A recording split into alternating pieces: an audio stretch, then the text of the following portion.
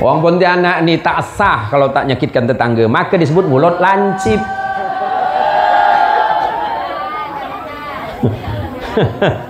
Muntah lebih lu awalnya normal. Ibu-ibu kalau dua orang bertiga bertemu tuh, kalau bahasanya kayak mahrus masih tinggi, suaranya masih tinggi, gosip belum. Asal suara makin kecil, gosip mulai. Kata siapa? Sini lo. Kata Haji Munaji, iya ke? Tak boleh fitnah orang. Enggak lah, pelan sikit. Semakin pelan suara ibu-ibu berarti gosipnya valid, nggak bisa dibantah. Kenapa Ustaz tahu? Karena istri saya juga biasa gitu. Awalnya suara normal kayak mahrus, normal. Ya au gini, ya kok au gitu kan.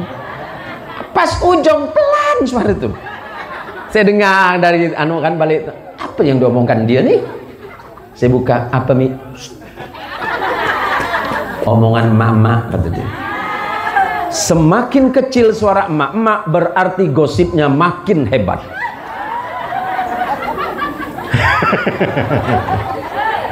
Maka Kiai Munaji mulai besok jangan lewat gang sini. Lewat sana tuh aman. Rupa di sana udah ditunggu. Ini dia Haji Munaji, lama tak nengok kata dia kan. Iya ke yang terpilih kemarin? Kok bisa ya? Kata dia. Aduh, entah tungingan orang colon bi olang. Nggak kulo nih serius Bu. Kenapa saya bisa ngomong gitu? Karena begitu banyak persoalan ibu-ibu yang sering WA ke saya lewat istri saya, masalahnya sama. Silakan jadi apapun boleh, jadi polisi monggo, jadi tentara silakan, mau jadi ini, mau jadi itu, mau jadi anggota dewan monggo, tapi persiapkan mental iman yang baik dan benar dulu. Bismillahirrahmanirrahim. Assalamualaikum warahmatullahi wabarakatuh.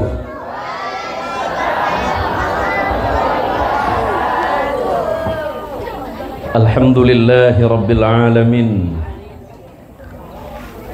Alhamdulillahilladzi ja'alana minan nasihin wa afhamana bi'ulumil ulama'il 'amilin.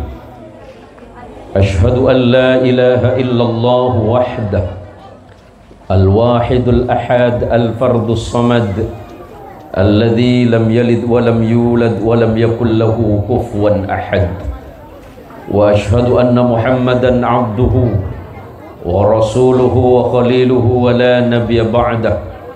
Allahumma salli ala Muhammad, Allahumma salli ala Sayyidina Muhammad, Allahumma salli wa sallim wa barik ala Sayyidina Muhammad wa ala alihi at-tahirin wa ashabihi wa dhurriyyatihi ajma'in wa ba'du. Yang saya hormati dan saya muliakan pendiri serta pengasuh Lembaga Pendidikan Islam Assalam, yang saya hormati dan saya muliakan yang hari ini juga beliau sebagai calon terpilih anggota DPRD Kota Pontianak untuk periode 2004-2029, Kiai Munaji Abu Bakar.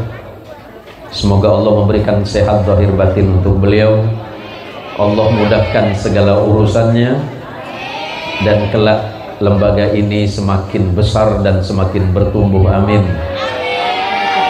Yang saya hormati dan saya muliakan para ustadz, para guru, para kiai, terkhusus kepada Kiai Makhrus Ali, pengasuh pondok pesantren di Sungai Malaya Al-Anwar, yang beliau merupakan salah satu murid dari Allahyarham Kiai Haji Maimun Zubair.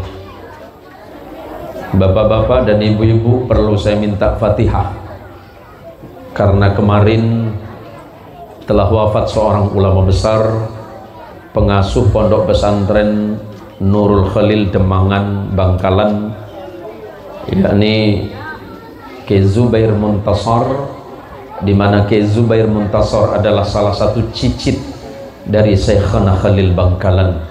Kita fatihahkan untuk beliau, karena mautul alim mautul alam. Wafatnya orang alim, wafatnya ulama, berarti matinya peradaban. Ala hadhihin niyah wa likulli niyatin salihah bijahin nabiyil mustafa rasulillah sallallahu alaihi wasallam. Al-Fatihah. A'udzu billahi minasyaitonir rajim. Bismillahirrahmanirrahim.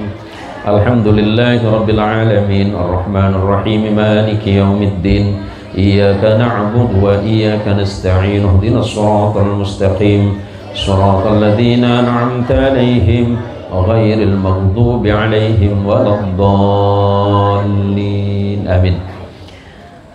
Para bapak, para ibu, anak-anakku sekalian, ini tadi bapak-bapak udah request, Bu, ceramahnya jangan lama-lama Pak Kiai. Saya bilang iya, karena saya juga mau nonton bola. Oh, mau helu coba top dah yang kau tahu leh saliman lagi mandai. Wah, bener ceritanya ya. Ya sekalianlah kata Abang Munaji tadi, mudah-mudahan Indonesia menang 20-0. Iya nemu di menit cek 20-0 1-0 kerepotan. Saya nggak usah lama-lama, saya kena seorang buangku deh. Saya tidak usah berlama-lama karena panitianya juga nggak paham situasi. Ini dikasih minum tapi jauh, Bu. Ini maksudnya apa coba? Dengan aduh, mak beda panitia beri ingin nomkan kilometer deh saja. Jadi kiai ini seorang rangka lagi. Allahumma sholli ala Muhammad. Allahumma sholli ala Sayyidina Muhammad. Ini saya cerita dulu. Mestinya ibu dan bapak bangga karena dididik di lembaga Assalam. Iya kan, Pak? Miftahus Salam. Aduh, ari kok seacara apa kita ngade ngakan dari maksudnya emang ya? Lapar nak. Iya sini terus sakina. Ada kecek teh ke nari. Titik kiai suruh acara apa ya ada bade sing ngakan nari. Terus sakina. Iya terus sakit cek manteng kok. Laki kerikin seneng keke ya ke. Bon. Kenapa saya katakan ibu-ibu dan bapak mesti bahagia? Karena anak ibu dan bapak dididik di lembaga pendidikan yang tepat. Insya Allah anak ibu dan bapak cikal bakal anak solih dan solihah. Maka saya ucapkan selamat berulang tahun dan selamat wisuda para santri, dan tepuk tangan untuk Miftahus Salam. Nah, ke depan insya Allah Miftahus Salam ada pesantren. Tempatnya sudah ada, santrinya sudah siap, Kiai Munaji uangnya udah banyak. Kan anggota dewan atau belum balik modal?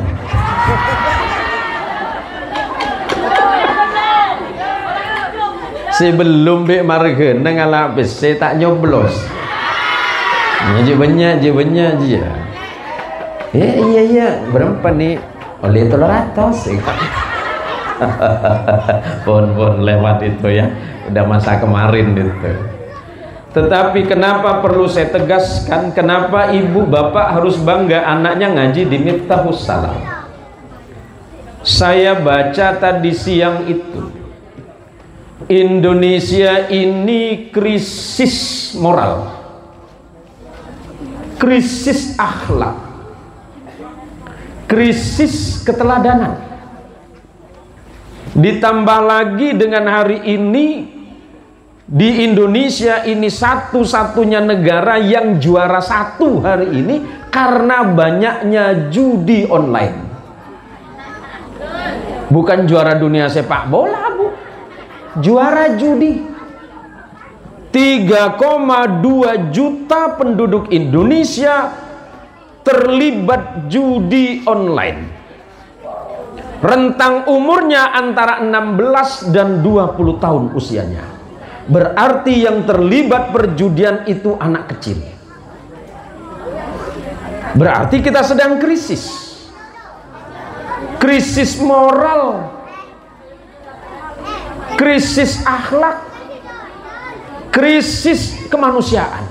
Kenapa? Anak kita sudah merasa tidak nyaman tinggal di rumah. Kenapa tidak nyaman tinggal di rumah? Boleh jadi ibu tidak jadi contoh yang baik bagi anak, hingga kemudian anak mencari di tempat yang berbeda. Padahal perlu saya sampaikan, sekolah pertama bagi anak-anak ini adalah ibu, bukan kemunaji. Madrasatul ula. Ibu adalah sekolah pertama bagi anak-anaknya. Dimulai dari kapan? Dimulai ketika ibu hamil. Ibu sudah harus mendidik anak. Ilmu kedokteran juga sepakat bahwa ketika ibu dalam kondisi hamil, anak yang dalam kandungan itu pasti mendengarkan ibu. Apapun yang ibu sampaikan, apapun yang ibu bicarakan, pasti anaknya mendengar. Ternyata anak-anak kita ini oleh Allah dianugerahi kecerdasan sebelum dia lahir. Dan dunia modern menyatakan, bapak-bapak nggak perlu sakit hati ya. Bapak-bapaknya nggak perlu kecewa. Ini kabar gembiranya untuk ibu. 80% kecerdasan anak ditularkan oleh ibunya. Paham, Bu? Bukan oleh bapak. Kecerdasan anak 80% disumbang oleh ibu. Suaminya protes. Loh, kok ibu? Iya, karena memang ibulah orang yang pertama yang bisa membimbing dan mendidik anak. Selesai dalam kandungan, keluar jadi anak bayi, yang ngedidik siapa? Yang ngajarin ngomong siapa? Yang ngajarin jalan siapa?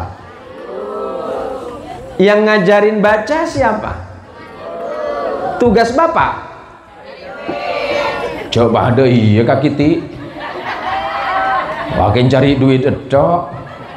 Paton bangun haji tak lemole dari pasar Teking.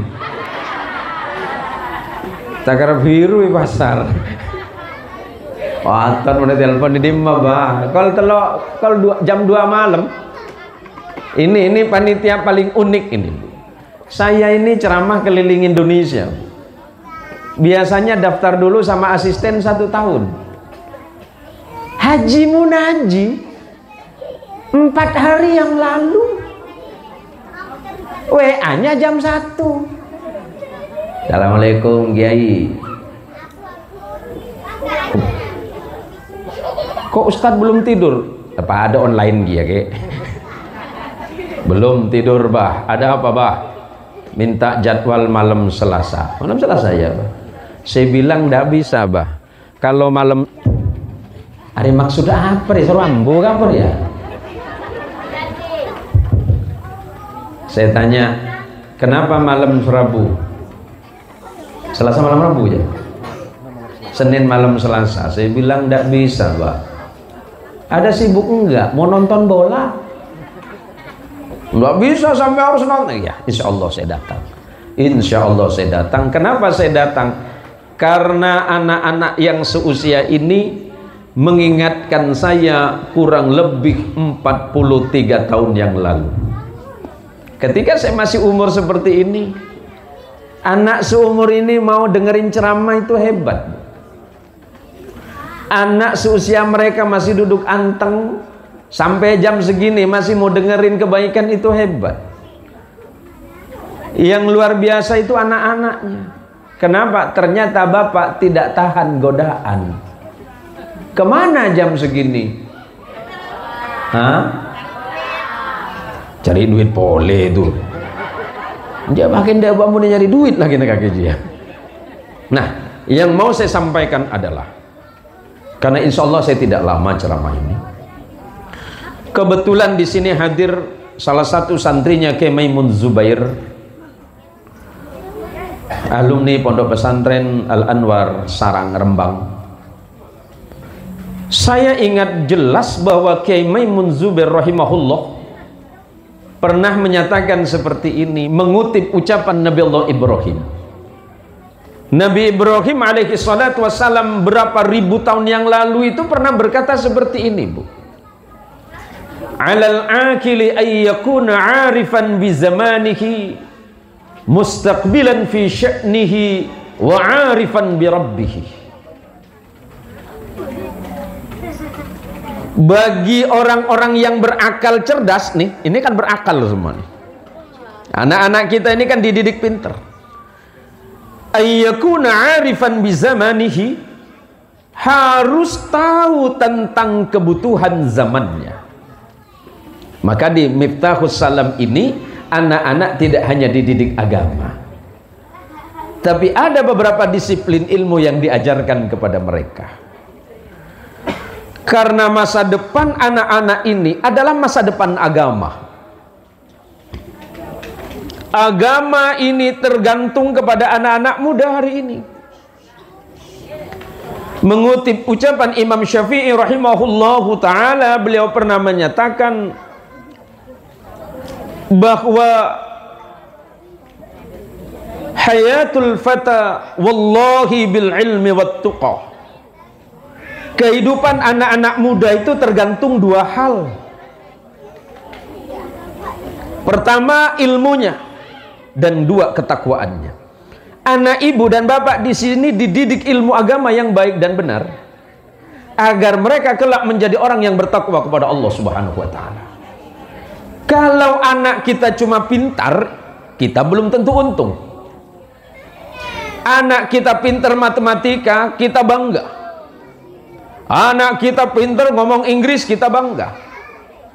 Anak kita pintar sekolah ini, sekolah itu, kita bangga. Tetapi alangkah lebih bangga lagi kalau seandainya anak-anak kita itu tahu Allah Tuhannya. Kalau anak pintar belum tentu bisa menyelamatkan kita. Tapi anak salih, insya Allah kata Rasulullah Sallallahu Alaihi Wasallam, salah satu doa yang diterima oleh Allah ketika kita mati kelak adalah doa anak salih. Nggak usah khawatir masukin anak ke sini, karena insya Allah tempat ini baik dan benar. Kiai Munaji berguru di Pondok Pesantren Babus Salam Malang kepada Kiai, saya belum pakai, Kiai Haji Darwis Said. Kiai Haji Darwis Said tentu berguru kepada ulama dan ulama sampai ke atas, bertemu nanti muaranya kepada Rasulullah Muhammadin sallallahu alaihi wasallam. Anak ibu pinter mengaji Quran, anak ibu di sini pinter sholat, itu kebanggaan. Saya sering sedih ketika melihat orang tua meninggal, anak nggak bisa nyolatin. Kenapa? Nggak tahu. Ibunya meninggal, anaknya nggak mau mandiin. Alasannya apa? Karena nggak tahu bagaimana cara mandiin mayat. Paling sedih lagi ketika orang tua sudah dimakamkan, didoakan, anak nggak bisa mendoakan.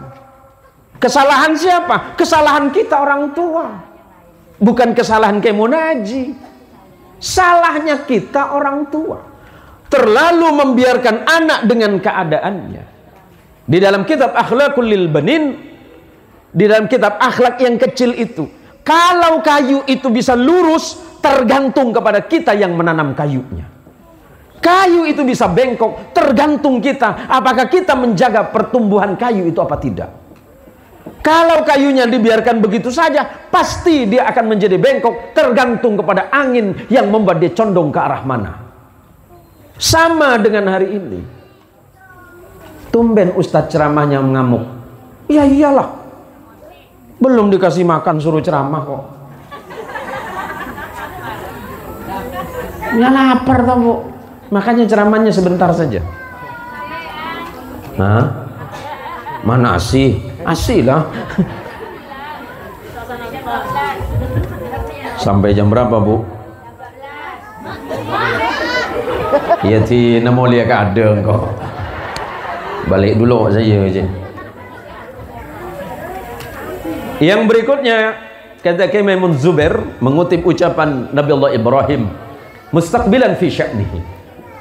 Anak muda yang hebat, anak muda yang pintar, anak muda yang cerdas itu mempersiapkan diri menghadapi masa depan. Dengan apa? Dengan ilmu.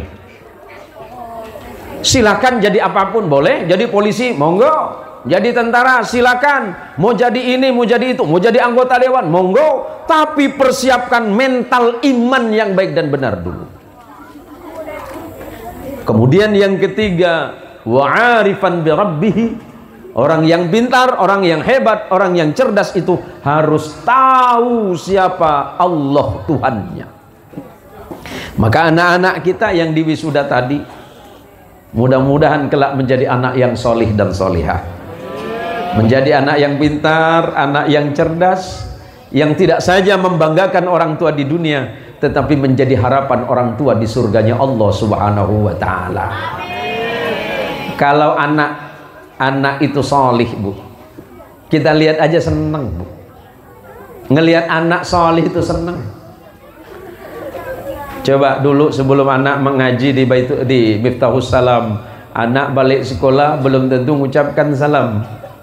Nak berangkat sekolah pun belum tentu salim dengan mak dan bapak. Sekarang balik dari sekolah sini, insya Allah mak bapak dicari. Nak berangkat dicari. Apa pula? Karena didikan yang baik di Miftahus Salam tidak hanya mengajarkan agama, tidak hanya saja mengajarkan mereka menjadi orang pintar dan cerdas, tetapi mengajarkan mereka etika yang baik. Kenapa ibu dan bapak ini penting nyekolahin anak, masukin anak ke madrasah di sini? Karena untuk menjaga kemurnian ilmu yang diterimanya. Saya ingat ucapan Imam Abdullah bin Mubarak yang dikenal dengan Ibnul Mubarak. Beliau menyatakan, kenapa kita belajar harus kepada guru yang punya sanad? Sanad itu guru yang memiliki sandaran langsung kepada Nabi Muhammad sallallahu alaihi wasallam. Biar ilmunya jelas, yang diterima anak juga jelas dan tidak salah. Maka apa kata Imam Ibnul Mubarak, bainana wa bainal qaumul qawaim al-isnad. Yang membedakan ilmu di dalam Islam dengan orang di luar Islam itu satu, sanadnya, sanad keguruannya. Kiai Munaji berguru kepada Kiai Darwis Said, Kiai Darwis Said berguru sampai kepada ini, naik kepada gurunya, naik kepada gurunya. Nanti di bidang ilmu fikih naik sampai kepada Imam Syafi'i rahimahullah. Imam Syafi'i itu adalah Imam Muhammad bin Idris Syafi'i, berguru kepada gurunya yang bernama Imam Malik bin Anas. Imam Malik bin Anas berguru kepada gurunya yang bernama Imam Nafi'. Imam Nafi' berguru kepada sahabat Rasulullah yang bernama Abdullah bin Umar. Abdullah bin Umar berguru kepada Rasulullah Muhammad sallallahu alaihi wasallam. Jelas. Sudah paham Bu? Sudah paham semuanya? Kalau sudah paham, ceramahnya selesai. Wah, tepuk tangan, berarti lemarir ya. Kenapa sanad dalam keguruan itu penting? Kata Abdullah bin Mubarak, al-isnadu minad din, laulal isnad laqala man sya'a ma sya'a. Sanad keguruan nih, santri-santri guru sama Kiai Munaji. Kiai Munaji berguru kepada gurunya, itu sanad. Nah, sanad itu adalah dari bagian pokok di dalam ilmu agama. Kalau orang itu berguru, belajar tanpa guru yang jelas, yang tidak bisa dipertanggungjawabkan, laqala man sya'a ma sya'a. Niscaya dia bicara agama ini sesuai dengan keinginannya sendiri. Bicara agama hanya sesukanya, bicara agama hanya sesuai dengan kehendak-kehendaknya saja, bukan bersumber kepada Allah yang berdasarkan kepada ajaran Nabi Muhammad sallallahu alaihi wasallam. Allahumma sholli ala Muhammad. Allahumma sholli ala Muhammad. Saya sudah sekian kali ceramah di Miftahus Salam. Tumben-tumbennya nggak hujan. Ini kebetir saya ini. Macam lemainan oke. Macam nganggu remote langit kan. Nah tadi saya berangkat ini udah agak, wah ya Allah, tiap kali saya datang ke Miftahus Salam nih hujan nih bilang. Nah, rupanya tadi bisik-bisik sama Abah Munaji, hujan kayaknya aman. Kenapa aman bah? Saya beli agak mahal sedikit kata dia. Oh petenda bu. Allahumma sholli ala Muhammad. Allahumma sholli ala Sayyidina Muhammad. Nah ini untuk anak-anak. Nah sekarang ibu-ibu, karena kita kan halal bihalal nih bah. Sama apa lagi bah? Cik banyak acaranya bah. Lupa. LPI Miftahus Salam, Majelis Taklim Assalam, dan Majelis Muslimat Assalam. Apa boleh bah? Ada yang boleh? Hari ya mon situng panitia, situng amplop hari telur ya. Jadi saya untuk ibu-ibu, karena anak-anaknya udah ya. Bu, saudara paling dekat itu siapa? Tetangga. Pernah disakitin tetangga enggak? Pernah nyakitin tetangga? Sering. Orang Pontianak nih tak sah kalau tak nyakitkan tetangga, maka disebut mulut lancip.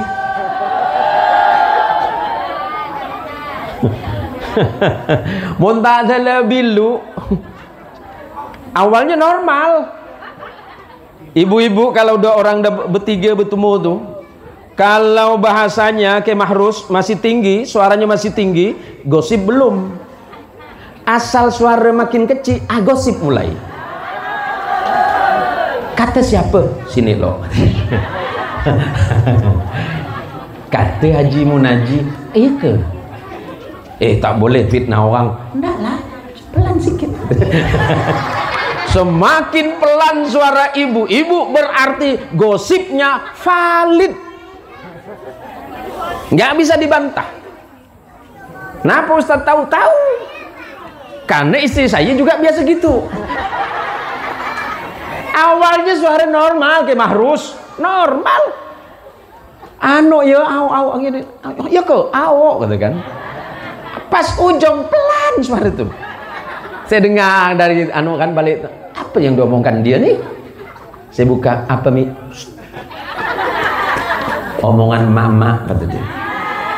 Semakin kecil suara emak-emak berarti gosipnya makin hebat.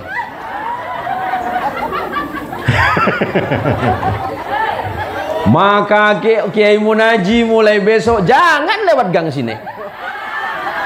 Lewat sana tuh aman. Rupa di sana udah ditunggu. Ini dia Haji Munaji, lama tak nengok kata dia kan. Iya ke yang terpilih kemarin? Oh, kok bisa ya? Kata dia. Aduh, entah tungingan orang colon bi olang. Nggak kulo nih serius bu. Kenapa saya bisa ngomong gitu? Karena sebegitu banyak persoalan ibu-ibu yang sering WA ke saya lewat istri saya, masalahnya sama. Dari mana saya katakan sama? Pertanyaannya mirip, problemnya mirip, solusinya mirip. Coba Bu, halo Ibu, sudah minta maaf dengan laki belum? Bila? Haji Munaji sudah minta maaf dengan Umi? Maka ada kalimat lebih baik minta maaf daripada minta izin. Saya ngomongkan kawan betul tuh. Udahlah, saya cuma mau menyampaikan hadis Rasulullah Muhammad sallallahu alaihi wasallam yang didengarkan oleh sahabat beliau yang bernama Uqbah bin Amir. Uqbah bin Amir itu adalah radifnya Rasulullah. Siapa? Yang biasa membonceng Rasulullah. Allahumma sholli ala Muhammad. Apa kata Uqbah bin Amir? Laqitu Rasulullah sallallahu alaihi wasallam aku bertemu dengan Rasulullah sallallahu alaihi wasallam wa qala li, dan beliau berkata kepadaku, kata Uqbah, ya Uqbah, silman qata'aka, sambunglah silaturahim kepada orang yang memutus. Jangan biasakan memutus silaturahim. Ketika silaturahim diputus, sesungguhnya engkau sedang memutus silaturahim dan engkau sedang memutus kebaikanmu dengan Allah. Hati-hati. Zaman ini zaman apa? Zaman modern. Semuanya bisa saja terjadi dengan mudah dan gampang. Orang hanya sekedar kepentingan materi, kepentingan duniawi, bisa memutus hubungan abang dengan adik, adik dengan akak, emak dengan anak, anak dengan bapak, sepupu dengan sepupu, maklong dengan nekwan, bisa putus. Apa sebab? Persoalan duniawi. Maka kata Nabi sallallahu alaihi wasallam, yang hebat itu ketika orang memutus silaturahim, engkau yang menyambungnya. Ada orang yang ngomongin engkau, enggak usah didengar, datangi dia duluan. Mana ada yang ada nek wan kau diomongkan ngak maklong, iya ke? Tak terima aku, kata dia kan. Aku ni lebih tua dengan dia. Mana bisa, dia dulu datang sini, tak ada nyembah-nyembah, tak ada aku maafkan.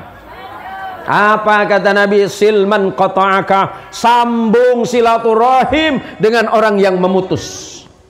Yang kedua, kata Rasulullah sallallahu alaihi wasallam, yang kedua, wa'ti man haramaka, berikan sesuatu kepada orang yang tidak mau memberi. Kemunaji orangnya senang memberi, tapi ternyata ada tetangga yang tidak senang untuk memberi. Ketika ada tetangga yang pelit, medit, kikir, apa lagi? Bakhil, kedekut, garam tuku, apa lagi?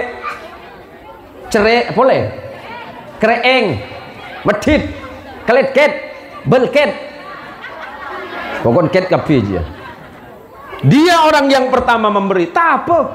Dia tak mau memberi, biar saya yang memberi. Apa kata Nabi? Wa'ti man haramaka, berikan sesuatu kepada orang yang menolak untuk memberi.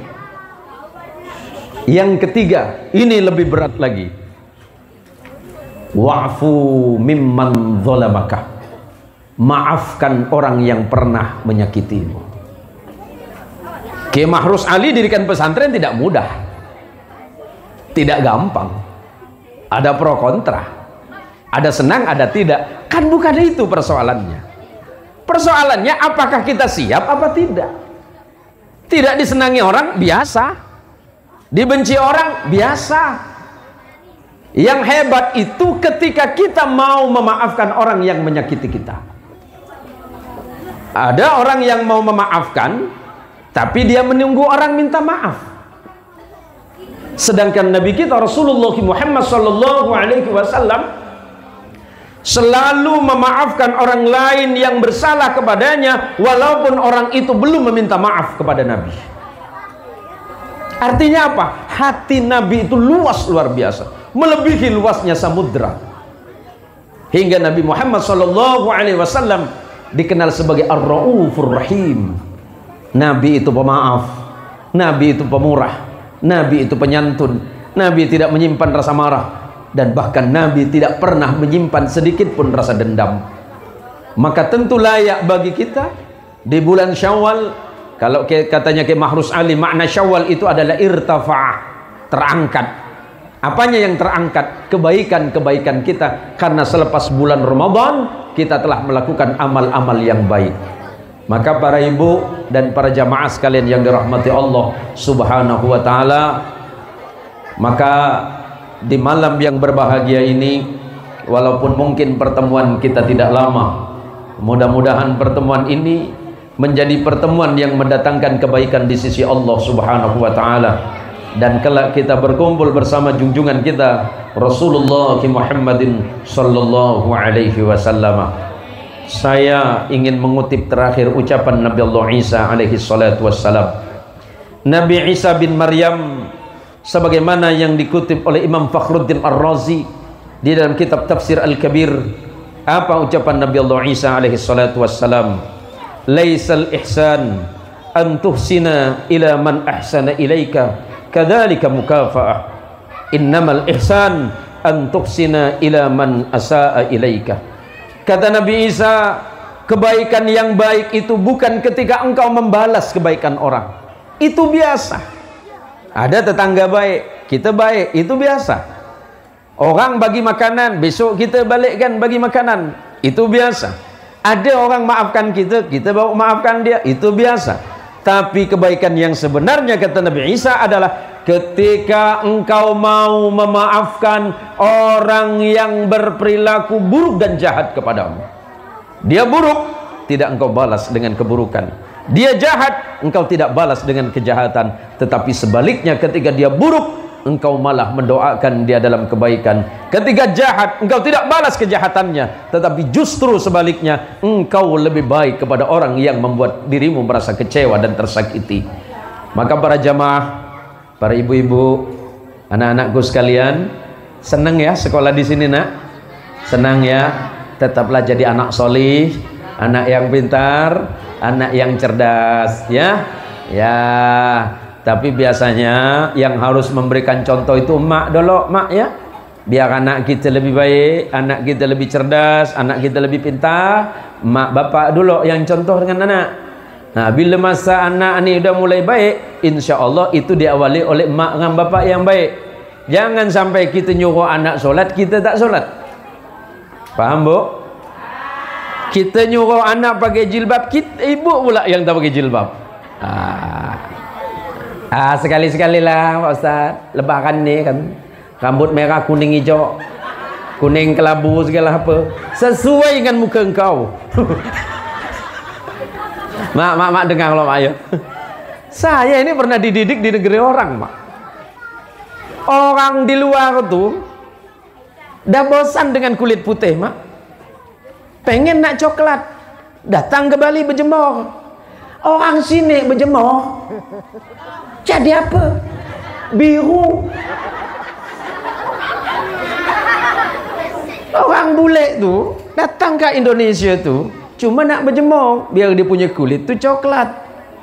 Maka istri saya itu paling melarang saya pakai helm. Nanti dikira helm berjalan, kata dia. Alamak, bini aku macam ini pula, saya bilang. Tapi tak apa, kata istri saya. Bi, besok-besok Abi kalau pas hujan-hujan pakai payung. Apa pula? Kulit nanti luntur, kata dia. Ngolok-ngolok kiai yo. Begini Ibu ya. Saya cuma nak kasih jawaban paling mudah dengan Ibu. Bu, kulit orang Indonesia ini eksotik. Ibu tengok orang Eropa, karena hidung mancung, pengen mancung. Orang Eropa itu penyakitnya satu yang tidak sembuh-sembuh, Bu. Bersin. Ngapa pula? Hidung panjang, lubang besar. Ibu aman, tidak mungkin kena pilek. Lubang hidungnya tidak ada. Kita nih bukan tergolong hidung pesek, bukan. Hidung kita minimalis. Enggak usah khawatir. Alhamdulillah ya Allah, hidung orang Indonesia kecil-kecil itu minimalis. Orang-orang Eropa yang hidungnya tinggi, yang hidungnya mancung, penyakitan. Apa pula? Lubang hidung besar. Maka kemudian orang Indonesia pengen juga punya hidung besar, akhirnya operasi plastik. Kalau plastik putih masuk akal. Ini plastik hitam, balik belang-belang. Sudahlah Bu, syukuri apa yang ada. Jangan terlalu menuntut lebih kepada Allah. Apa yang Allah sediakan, Allah siapkan untuk kita, justru itulah yang terbaik. Boleh jadi kata Allah engkau membenci sesuatu dan itu baik bagimu, dan apa yang engkau kira baik justru itu adalah buruk bagimu. Bersyukurlah kepada Allah. Alhamdulillah, insya Allah pertemuan malam ini adalah pertemuan yang mendatangkan kebaikan di sisi Allah Subhanahu wa Ta'ala, karena ini adalah majelis ilmu sebagaimana yang disampaikan oleh Tuan Haji, Tuan Guru kita Kiai Munajid tadi. mengutip yarfa'illahu alladhina amanu minkum walladzina utul ilma darajat, bahwa sesungguhnya Allah Azza wa Jalla wa ala, Allah Subhanahu wa taala bakal mengangkat derajat manusia di antara kalian. Siapa? Pertama, orang yang beriman kepada Allah dan orang-orang yang memiliki ilmu berapa derajat. Oleh karenanya, sebagai bagian dari rasa bahagia saya bertemu dengan para bapak dan ibu malam ini, mari kita doakan anak-anak kita mudah-mudahan jadi anak solih dan solihah. Suaminya mudah-mudahan jadi suami yang baik, istrinya pun juga menjadi istri yang lebih baik. Amin.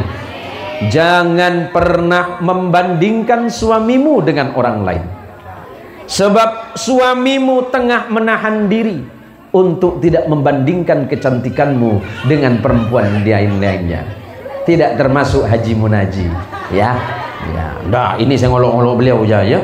Ay, bah, nanti ribut dengan Umi enggak nih? Aman? Aman. Enggak kok kiki ada nih. Aman kan? Kau nak ribut nanti balik saja ya. Tuh, Umi mu awas ya kata dia. Allahumma sholli ala Muhammad.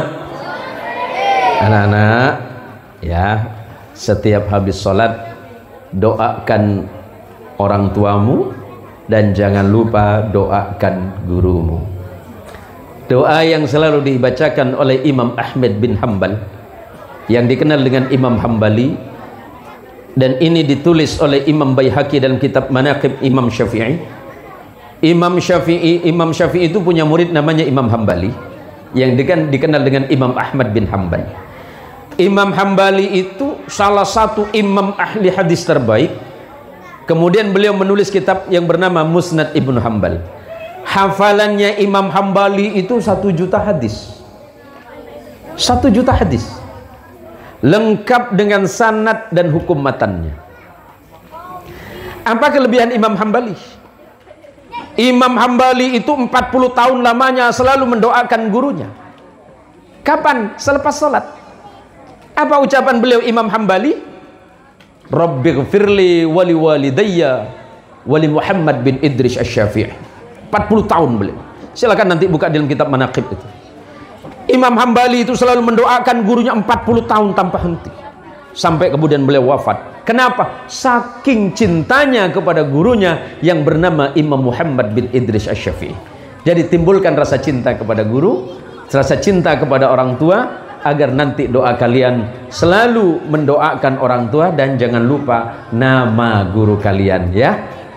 Doakan guru kalian, doakan orang tua kalian. Orang tua kalian yang mendidik dan membesarkan kalian, dan guru kalian adalah orang yang membimbing rohaniah kalian semuanya. Ibu-ibu sekalian yang dirahmati Allah Subhanahu wa taala, saya tidak bisa berpanjang kalam. Sampai di sini saja, Pak.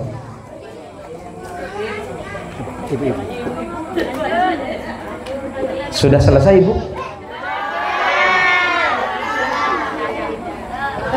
Ini berat urusan nih. Kalau udah mak-mak yang bilang belum, berat urusan. Jadi saya tak bisa berlama-lama, Ibu ya. Saya tidak bisa berlama-lama, tapi sebagai bagian akhir biar kita sama-sama ini, mari nanti kalau Ibu pulang ke rumah, pegang kepala anaknya, bacakan doa sebagaimana doa Rasulullah sallallahu alaihi wasallam kepada Sayyiduna Abbas, ya, Sayyiduna Abdullah bin Abbas atau yang dikenal dengan Ibnu Abbas. Rasulullah itu pernah mendoakan secara langsung sahabat beliau sekaligus sepupu beliau sekaligus murid terbaik beliau di bidang ilmu ta'wilul Quran. Beliau mendoakan Allahumma faqihhu fiddin wa 'allimhu ta'wil. Bu, nanti pulang ke rumah insyaallah anaknya akan dijadikan orang yang alim, orang yang pintar dan cerdas di bidang agama, dan insyaallah menjadi orang yang ahli ta'wilul di bidang ilmu ta'wil. Pegang kepala anaknya, ubun-ubun, Bu ya. Ubun-ubun anaknya sambil baca doa seperti ini, ikuti bacaan saya. Bismillahirrahmanirrahim. Allahumma faqihu fiddin wa 'allimhu ta'wil. Jadi pegang kepala anaknya, baca 3 kali, minimal 1 kali dalam 1 hari. Allahumma faqihhu fiddin wa 'allimhu ta'wil. Ulangi, bismillahirrahmanirrahim. Allahumma faqihhu fiddin wa 'allimhu ta'wil. Jadi pegang kepala anaknya, bacakan 3 kali kemudian ditiupkan. Itu untuk anak. Untuk suami ada. Untuk suami ada. Pegang kakinya. Nggak serius. Bacakan ayat kursi 41 kali. Dia tidak berjalan terus dia. Betul, itu laki kau.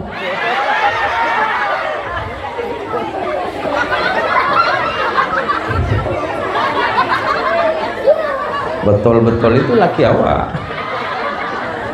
Macam mana Pak Ustaz, udah bacakan ayat kursi 41 masih jalan terus, tak balik-balik dari kopi ameng. Tenang. Ambil nomor HP saya, kirimkan foto 4x6 warna. Saya tempel di surat Yasin nanti. Lebih aman lagi itu. Oh, dia di laki, tak balik-balik, berjalan terus dia kata. Maka ini gurau ke Mahrus. Biar mak-mak ni aman ke Mahrus. Sempat tak ada lagi tak aman dia nih. Biasa yang diomongkan kiai lama. Jangankan ke Mahrus yang jauh di sana, kita yang sama-sama Siantan nih, dia omongkan kalau usah undang Ustaz Zen apa pula cerewet apa pula ngomong kita salah semua kata dia. Bukan salahku, cuma mengingatkan. Mengingatkan apa? Mengingatkan kebaikan. Yuk kita mulai kehidupan rumah tangga yang baik. Sebagai penutup pesan Nabi sallallahu alaihi wasallam, zayyinu manazilakum bis-shalah wa tilawatil Qur'an. Hiasi rumah tanggamu. Pertama, jangan lupakan salat. Kedua, bacalah Al-Qur'an. Dikutip oleh Kiai Munaji tadi, Iqra'ul Qur'an fa innahu ya'ti yaumal qiyamah syafi'an li ashabihi. Bacalah oleh kalian Al-Qur'an, kelak Al-Qur'an yang akan datang kepada kalian di hari kiamat sebagai penolong bagi kalian. Insya Allah hidup aman, walaupun rezeki tidak banyak, walaupun uang tidak bertumpuk, tetapi ketenangan selalu datang dalam hati. Insya Allah rezeki terbesar dalam hidup ini adalah ketakwaan kita kepada Allah Subhanahu wa Ta'ala, yang dimulai dari rumah tangga yang baik.